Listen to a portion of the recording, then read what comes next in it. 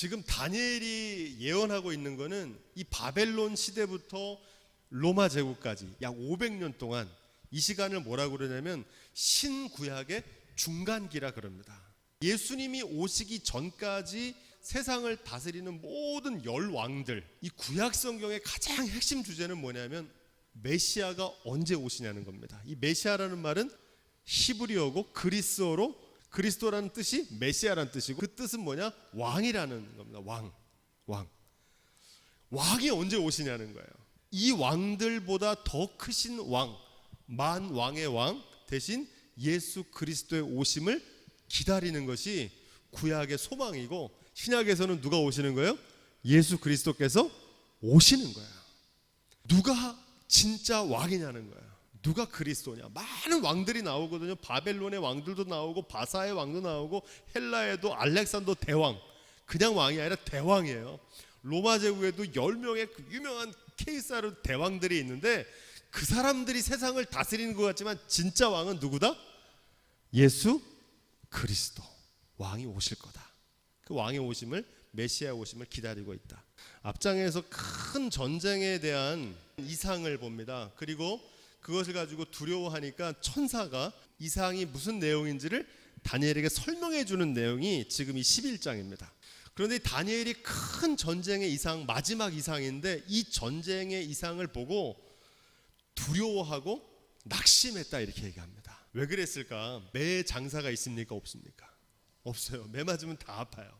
믿음이 좋은 사람들 고난을 많이 겪으면요 아프긴 마찬가지예요. 긴 병에 효자 있습니까? 없습니까? 없어요. 믿음이 좋은 사람도요 고난이 너무 오래되면 있잖아요 원망하게 돼 있어요. 그 대표적인 사람이 누굽니까? 욥이 그랬잖아요. 지금 다니엘도 믿음의 사람이었고 하나님의 놀라운 이상과 비전을 봤지만 그 이스라엘이 당할 고통이 너무 크고 또 그게 언제 끝날 줄 모르는 만큼 길고 오랫동안 그 일을 견뎌야 한다고 생각하니까 뭐가 온 거예요? 낙심과 절망이 온 겁니다. 그런데 이런 낙심과 절망을 극복할 수 있는 길을 오늘 말씀에 가르쳐 주는데 그게 뭐냐? 내가 또 메대 사람 다리오 원년에 일어나 그를 돕고 강하게 한 일이 있었느니라 이렇게 얘기합니다. 여기서 내가 누구냐면 다니엘이 아니고 가브리엘 천사가 지금 얘기하는 겁니다. 다니엘 6장에 보면 다리오 원년에 다니엘이 모함을 받아가지고 사자굴에 들어갑니다. 그때 이 다리오 왕이 너의 섬기는 하나님이 너를 구원해 주셨느냐 그렇게 물을 때 다니엘이 이렇게 대답합니다. 하나님께서 그 천사를 보내어 나를 사자들의 입에서 구원해 주셨습니다. 그러니까 지금 여기 나오는 이 천사가 사자굴에서도 도와줬던 거예요. 지금 그 얘기를 하고 있는 거예요. 여러분 낙심과 절망이 찾아올 때는 어떻게 이걸 이길 수 있냐? 이전에 나의 삶 속에서 하나님께서 베푸셨던 구원을 기억해야 됩니다. 사자굴에서도 건져내신 그 하나님께서 지금 이 열강들이 우리를 공격하고 우리를 넘어뜨리지만 이 고난 가운데도 건져내실 것이다. 여러분 절망하고 낙심할 일이 찾아오면 뭘 하셔야 되냐면 기억하셔야 됩니다. 하나님께서 이전에 그 고난 가운데 건지셨던 그 하나님께서 나를 이 고난 가운데서도 건져내 주실 것을 믿는 믿음으로 낙심과 절망을 극복할 수 있기를 주님의 이름으로 부탁을 드립니다. 2절 말씀. 그러면서 이 천사가 뭐라고 그러냐면 내가 참된 것을 너에게 보여주겠다 이렇게 얘기합니다. 여러분 낙심과 절망을 극복하는 또 하나의 길이 있는데 그게 뭐냐? 믿음의 눈을 들어서 하나님을 바라보는 겁니다.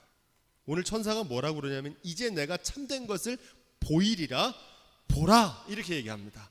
하나님의 구원을 보라, 하나님의 능력을 바라보라 이런 뜻인 줄로 믿습니다. 눈앞의 현실만 자꾸 보면은 낙심하고 절망할 수밖에 없거든요. 그럴 때 다니엘처럼 눈을 들어서 천사의 음성을 듣고 하나님께서 앞으로 펼치실 일들, 하나님의 통치를 바라볼 수 있는 눈이 열려지기를 주님의 이름으로 부탁을 드립니다. 믿음은 인내입니다. 인내. 오래 참고 기다리는 거거든요. 신뢰하면요 기다리게 돼 있습니다. 믿음이 없으면요 조급해요. 조금 잘 되면은 기뻐하고 조금 어려워지면 낙심합니다. 바라기는 저와 여러분들이 하나님의 의의 최후 승리를 믿는 믿음으로 끝까지 인내하며 견딜 수 있는 그 믿음이 있기를 주님의 이름으로 축원드립니다. 지금 다니엘이 낙심하고 있다가 천사가 과거에 내가 사자굴에서 너를 도왔던 거 그거 기억해라. 그리고 이제 앞으로 하나님께서 펼쳐주실 내가 지금 너한테 보여줄 테니까 그 비전을 보고 기운을 내라. 바라기는 저와 여러분들에게도 이 낙심과 절망을 이겨낼 수 있는 믿음의 능력이 회복되기를 주님의 이름으로 부탁을 드립니다. 3절과 4절 바사에서 또 3명의 왕이 일어날 것이고 그 후에 몇 번째 왕이 일어난다고 그래요? 넷째 왕이 일어난다고 그러죠. 근데 그 넷째 왕이 보통 사람이 아니라 앞에 있는 왕보다 심히 부요한 왕이 나타날 거라는 겁니다. 그 부요함으로 강해진 후에 모든 사람들을 격동시켜서 어디를 공격합니까? 헬라국을 공격한다 이렇게 얘기합니다. 이 왕이 누구냐? 이 불강한 왕의 정체는 누구냐면 크세르크세스라는 왕입니다. 크세르크세스. 성경에는 뭐라고 되어 있냐면 아하수에로라고 에스더 시대에 있었던 그 왕이 바로 이 넷째 왕 크세르크세스입니다. 헤로도토스라고 하는 사람이 쓴 역사라는 아주 유명한 고전 책이 있어요. 일명 페르시아 전쟁사라고 그러는데 바사의 왕이 헬라 그리스 나라거든요. 이 그리스 나라를 쳐들어가 가지고 4년 동안 큰 전쟁을 벌립니다. 이게 얼마나 유명하냐면 영화로도 나왔어요. 300이라는 영화로도 나옵니다. 이 스파르타라고 하는 그 도시국가의 왕이 레오니다스라고 하는 왕인데 테르모필라이라고 하는 협곡에서 300명이 이 페르시아의 대군 까맣게 보이는 대군하고 맞서 싸우는 그래서 전멸하는데 그런 이야기 살라미스 해전이 바로 이 페르시아와 그리스의 대전쟁 이 넷째 왕이 펼치는 대전쟁이 역사 속에서 벌어진 사건을 기록하고 있습니다. 이 전쟁을 벌이고 나서 바사 왕이 이긴 게 아니라 헬라국이 이겼어요. 바사가 국력이 쇠퇴해집니다. 그리고 나서 어떤 왕이 나타나냐면 3절에 읽었던 대로 장차 한 능력 있는 왕이 일어난다 이렇게 얘기합니다. 큰 권세로 다스리며 임의로 행하리라. 그 왕이 누굴까요? 헬라, 그리스 나라, 마케도니아의 작은 도시국가의 왕이었다가 전 세계를 통치하게 되는 알렉산더 대왕입니다. 인류 역사상 가장 큰 역토를 차지했던 왕이 이 헬라 제국의 알렉산더 대왕입니다. 자, 그런데 오늘 말씀에 뭐라고 되어 있습니까? 그가 강성할 때 그 나라가 어떻게 된다고 그래요? 갈라져서 천하의 사방으로 나뉘어질 거라 그러죠. 나라가 4개로 쪼개집니다. 싸움은 잘했는데 33살에 갑작스럽게 죽습니다. 그러니까 그 휘하에 있던 4명의 장군들이 나라를 나눠요. 2 나라만 기억하면 됩니다. 셀류코스라고 하는 나라하고 프톨레미라고 하는 왕조가 있는데 이게 중요해요. 여기서부터가 중요해요. 이 셀류코스라고 하는 나라하고 프톨레미라고 하는 나라, 이 나라는 기억하셔야 됩니다. 앞으로 이 나라와에 대한 얘기입니다. 이 셀류코스는 북쪽에 있었어요. 시리아 지역을 다스리고 있었기 때문에 이 셀류코스 왕조를 뭐라고 부르냐면 북방왕이라 이렇게 부릅니다. 그리고 프톨레미는 어디 있었냐면 애굽 지역에 있어요. 애굽, 이집트 남쪽에 있었거든요. 그래서 이 프톨레미 왕조를 뭐라고 부르냐면 남방왕이라고 부릅니다. 지금 오늘 우리가 읽은 이 11장에 나오는 모든 말씀은 이 2 왕가가 무려 200년 동안 계속 끊임없이 전쟁을 벌입니다. 그 전쟁의 역사를 기록하고 있는 거예요. 이 전쟁이 왜 중요하냐면은 어디서 싸우냐면 유대 땅을 두고 싸웁니다. 유대 땅, 이스라엘 나라. 이스라엘 나라가 이 셀류코스가 있는 시리아에서 내려오는 애굽으로 가려면 남방왕을 공격하려면 어디를 반드시 지나야 되냐면 유대 땅을 지나야 되는 거예요. 그 땅을 지나야 애굽으로 갈 수 있으니까 전쟁이 늘 어디서 있냐면 그 유대 땅을 두고 열강들이 전쟁을 벌이는 겁니다. 지금 그 역사를 기록하고 있는 거예요. 자, 그런 맥락에서 5절부터 9절 지금 우리가 이제 읽는 이 11장 말씀 전체는 뭐에 대한 얘기냐면 이 북방왕과 남방왕의 전쟁에 관한 얘기입니다. 북방왕은 시리아의 셀류코스라고 하는 왕조입니다. 그래서 거기에 나오는 왕들 얘기가 쭉 나오는 겁니다. 북방왕이랑 한 사람 얘기하는 게 아니라 셀류코스 1세, 2세, 3세, 안티오크 1세, 2세, 3세, 4세까지 많은 왕들이 자자손손 나오고 200년 동안 이어진 거니까. 남방 왕은 이집트를 배경으로 한 프톨레미라고 하는 왕조입니다. 그걸 왕들의 얘기예요. 지금 이스라엘 나라가 이 북방왕과 남방왕 사이에 끼어가지고 전쟁터가 되는 거예요. 지금 그 비전을, 그 환상을 보고 있는 겁니다. 다니엘이. 몇 번을 싸우냐? 약 200년 동안 6차례의 전쟁을 합니다. 6차에 걸친. 엄청나게 많이 싸우죠. 시리아 전쟁이라고 그래요. 이 시리아에서 있었기 때문에 시리아 전쟁. 이 열강들의 각축장이 돼버린 거예요. 그런데 여러분 생각해 보세요. 원래 이스라엘을 다스리는 왕이 누굽니까? 하나님이시잖아요. 진짜 왕을 섬기지 않으니까 가짜 왕들이 그 땅을 놓고 전쟁을 벌이는 거예요. 세상의 왕들이 패권을 다투고 있지만, 왕노릇하고 있지만, 누가 진짜 왕이냐 서로 힘겨루기를 하고 있지만, 하나님께서 여전히 이 세상과 역사를 주관하고 계신다는 겁니다. 천사가 그걸 다 보고 있는 거예요. 그런 맥락에서 남방왕은 강할 것이나 그러는데, 이 남방왕은 누구를 얘기하냐면 시리아 1차 전쟁을 얘기합니다. 남방왕 프톨레미 2세가 이 지역을 탈환하고 시리아를 정복했습니다. 그래서 유대 땅을 먼저 누가 이겼냐면 남방왕이 차지했어요. 6절에 보니까 남방왕의 딸과 북방왕의 딸이 결혼한 얘기가 나옵니다. 그렇죠. 정략 결혼을 하는 거예요. 이게 시리아 2차 전쟁이라고 그러는데, 북방왕이었던 안티오코스 2세가 정략 결혼을 맺습니다. 그래서 일시적인 평화를 얻어요. 8절부터 9절에 보니까 북방왕이 남방왕의 나라로 쳐들어갈 것이나 자기 본국으로 물러가리라 그럽니다. 이게 세 번째 제3차 시리아 전쟁입니다. 이때 남방왕의 프톨레미 3세라고 하는 왕이 전성기를 누리는데 유대 땅을 점령합니다. 그래서 유대 땅이 그때부터는 3차 전쟁 이후엔 누구에게로 넘어가요? 남방왕 이집트의 프톨레미 왕조가 이 유대 나라를 다스립니다. 중요한 거는 뭐냐? 아까도 제가 잠깐 말씀드렸지만 강대국 사이에 놓인 이스라엘이 전쟁이 끊임없이 계속되는데, 여러분 그 이유가 뭡니까? 왕 되신 하나님을 저버렸기 때문에 그렇습니다. 이스라엘이 왜 이 지경이 됐어요? 하나님을 경외하지 않고 뭘 섬겼습니까? 우상 숭배했잖아요. 왕 대신 하나님을 저버렸기 때문에 이런 일이 벌어지는 거예요. 그러니까 선지자들의 예언대로 하나님의 통치, 메시아 왕을 기다리고 왕이 올 때 이 다른 왕들을 물리치고 진짜 왕이 와야 된다는 거예요. 그 기다림을 지금 하고 있는 겁니다. 그 왕이 올 때까지 겪는 고난의 시간을 얘기합니다.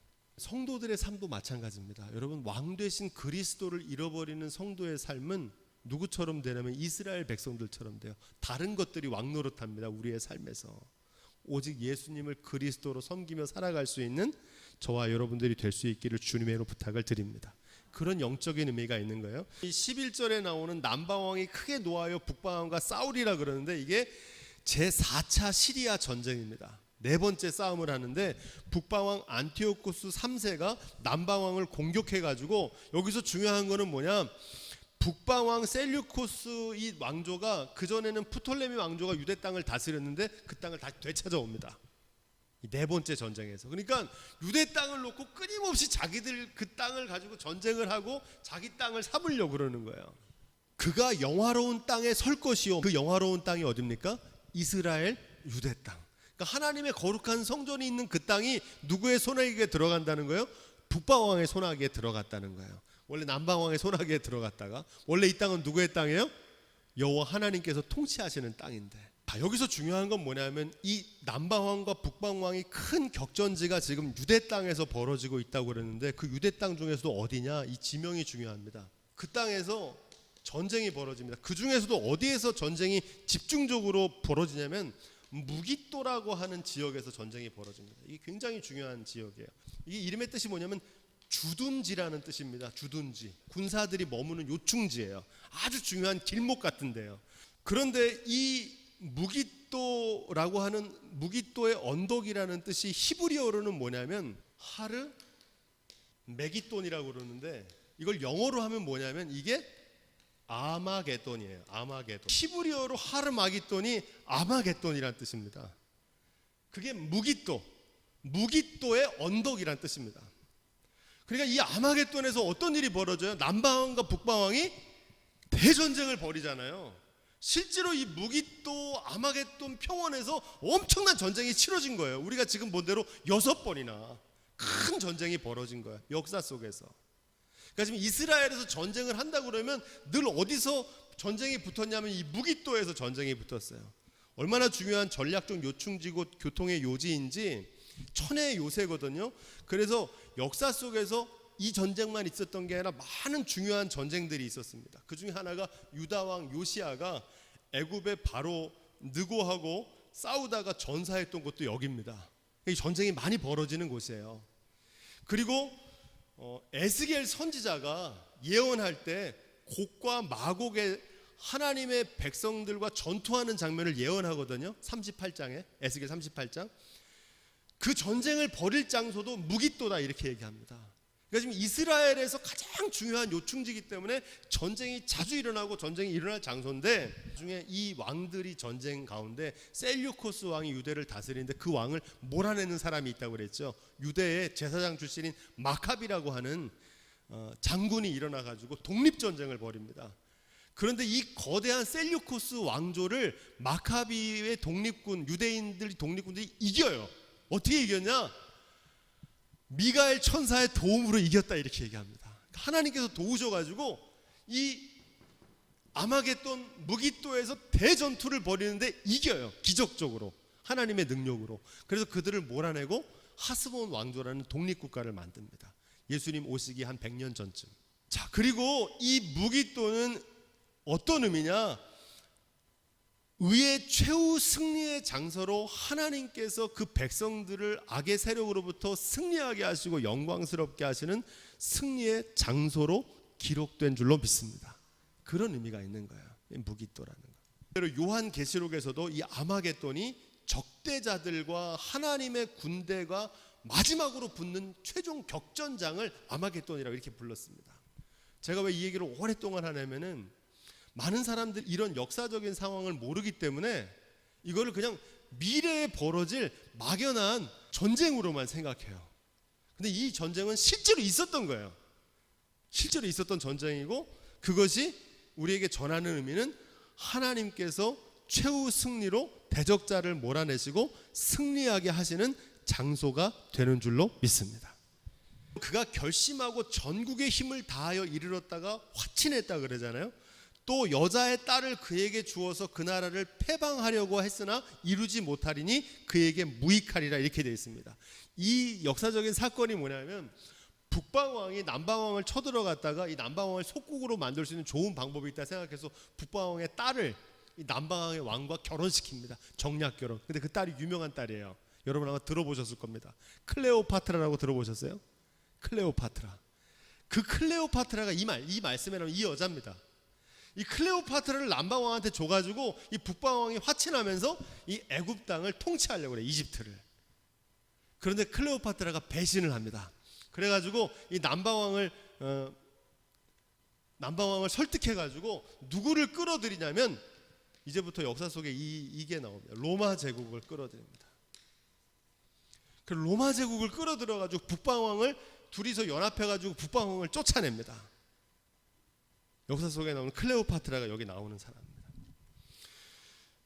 그때 당시에 그 전까지는 도시국가였던 로마가 포에니 전쟁으로, 이것도 굉장히 유명한 전쟁인데 카르타고와의 전쟁에서 배에서 싸우는 해전인데 거기서 승리하고 나서 로마가 이제 지중해를 다스리는 가장 센 나라가 되는 거예요.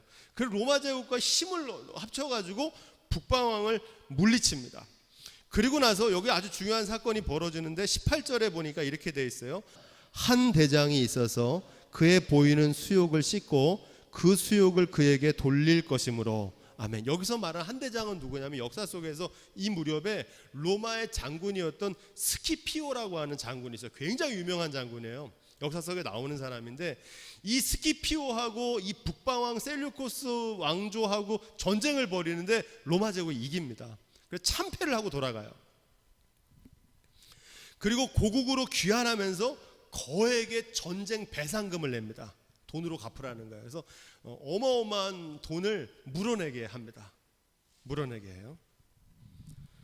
여기서 중요한 거는 이것만 기억하시면 돼요. 북방왕이 그렇게 강하고 남방왕이 누가 세냐 막 그러는데 로마 제국이라는 더 강한 왕이 나오잖아요. 그죠? 여러분, 세상의 왕은요 영원한 강자가 없다는 사실을 여러분 기억하시기 바랍니다. 역사 속에서요 이 말고도 뭐 몽고 제국 많은 강자들이 있었는데 영원한 왕이 있습니까? 없습니까? 없어요. 절대 강자는 없어요. 영원한 제국도 없어요. 칼과 창으로 세워진 나라는요 언젠가는 무너져요. 바벨론이 그랬고 바사가 그랬고 헬라가 그랬고 로마가 그랬어요. 오직 그리스도의 나라, 하나님의 나라가 영원히 통치될 줄로 믿습니다. 그걸 기록하고 있는 거야. 그렇게 뭐 자기들이 크고 막 힘겨루게 해도 결국 로마에 의해서 멸망하게 됩니다. 자, 이제 20절부터 24절. 지금 성경에 함축적으로 전하고 있습니다. 왜 이걸 함축적으로 정하느냐? 지금 이 사람 얘기를 하려고 그러는 거예요. 지금 북방왕이 셀류코스 왕조고 남방왕이 프톨레미데 끊임없이 싸웠잖아요. 그런데 결국은 클레오파트라에 의해 가지고 전쟁 배상금을 물고 북방에 물러가게 됩니다. 거기서 아주 중요한 사건이 벌어져요. 이 배상금을 갚아야 되니까 이 북방왕 안티오코스 3세의 아들이 왕이 되는데 그 왕이 누구냐면 오늘 우리가 읽었던 말씀 가운데 그 위를 이을 자가 토색하는 자. 토색한다는 건 뭐냐면 세금 걷어들인다는 거거든요. 이 전쟁 배상금을 해결해야 되니까 이 왕 안티오코스의 3세의 아들 셀류코스 4세라는 사람인데 이름 몰라도 괜찮습니다. 전쟁 배상금을 마련하기 위해 가지고 예루살렘을 엄청나게 수탈합니다. 성전에 있는 기구들을 빼오고 그리고 거기에 있는 사람들에게 세금을 물어내고 그러니까 강력한 저항이 일어납니다. 그래서 살해되고 죽고 말아요. 그래서 어떤 일이 벌어지냐? 그의 동생이었던 에피파네스라고 하는 왕이 원래는 로마로 끌려갔었습니다. 전쟁에서 져가지고 우리도 옛날에 왜 세자들을 보내잖아요. 중국으로 전쟁으로 지면은 그렇게 끌려갔던 사람이었는데 원래는 자기 형의 아들 조카가 왕이 돼야 되는데 그 조카를 볼모로 잡혀놓고 자신이 왕으로 등극합니다. 그래서 그 사람을 뭐라고 그러냐면 비천한 사람이라고 그래요. 그리고 괴율로 나라를 얻을 것이며 이렇게 됩니다. 역사 속에서 이 에피페네스가 계략을 잘 쓰고 모함을 잘하고 거짓말과 술수로 왕을 얻은 그런 인품의 사람이었어요. 그런 에피파네스가 왕이 됩니다. 여기서부터가 중요해요. 이 에피파네스가 중요한 일을 한다고 그랬죠. 뭐 한다고 그랬어요? 예루살렘 성전을 모독한다 그랬잖아요. 이 왕이 중요해요. 지금 이 왕 얘기를 하려고 여기까지 온 거예요. 이 대적자. 이 왕이 왜 중요하냐? 이 왕이 대적자거든요. 여러분, 대적자를 다른 말로 하면 뭐라고 그러냐? 따라 해보겠습니다. 적그리스도. 여러분, 이게 무슨 뜻이냐면 많은 사람이 적그리스도 하면 요한계시록 생각하면서 무슨 마귀 뭐 이렇게 생각하는데 보세요. 그리스도가 무슨 뜻입니까? 왕이죠. 적그리스도는 뭐겠어요? 왕을 대적하는 거잖아요. 왕 노릇하는 거예요. 여러분, 지금 이스라엘의 왕은 원래 왕은 누굽니까? 여호와 하나님이시잖아요. 근데 지금 누가 통치하고 다스려요? 에피파네스가 왕 노릇한단 말이에요. 이게 적그리스도예요. 이게 하나님 아닌 것이 하나님 노릇하는 거, 그리스도 아닌 것이 그리스도인 척하는 거, 이 모든 대상이 적그리스도입니다. 에피파네스가 바로 그 적그리스도를 예표하는 사람이기 때문에 중요해요.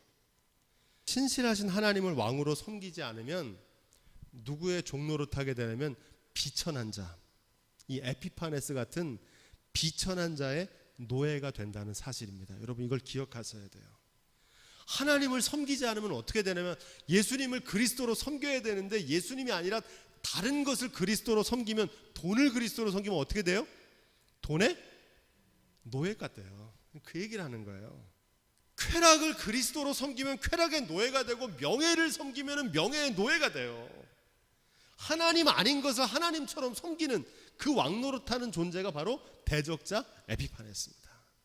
다른 수많은 왕들이 있지만 이 대표적인 사람이에요. 25절부터 27절까지 마지막 말씀인데 이 천사가 전하는 메시지는 뭐냐면 신구약 중간기 지금 세상에서는 헬라가 통치하고 로마 제국 예수님 오시기 전까지 예언이 없는 암흑기를 살고 있지만 이 역사 속에서 역사를 감찰하시고 다스리시고 통치하시는 분은 여호와 하나님이신 줄로 믿습니다. 지금 그 얘기를 하고 있는 거예요. 다니엘을 통해서 절망 중에도 믿음의 눈을 들어서 보좌에 계신 이도 보고 세마포 입은 이도 보고 천군 천사의 활약들을 보면서 하나님의 역사를 증거하고 있습니다.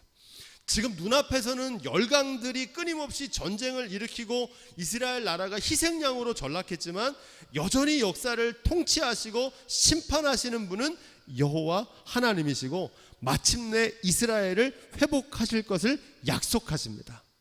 중요한 한 가지만 우리가 더 묵상해 보겠습니다. 왜 이런 지경이 됐냐는 겁니다. 여러분, 지금 이 나라가 어떤 나라입니까? 하나님의 선택받은 나라 아니에요. 예루살렘 성전 하나님이 거하시는 곳인데 왜 이스라엘 백성 하나님의 나라가 이런 강대국 열강들의 종로로 타는 이런 처량한 신세가 되었냐? 그 이유가 뭐냐? 군사력이 약해서 그런 게 아닙니다. 힘이 없어서 그런 게 아니에요. 대적자가 강해서 그런 게 아니에요. 지금 북방어 에피파네스가 무서워서 그런 게 아니에요. 왜 그런 겁니까? 선지자들이 이구동성으로 똑같이 하는 말이 있습니다. 왕 되신 하나님을 경외하지 않고 다른 것을 하나님처럼 섬긴 우상 숭배의 결과입니다. 그래서 지금 이스라엘 이 지경이 된 거예요. 이게 왜 중요하냐?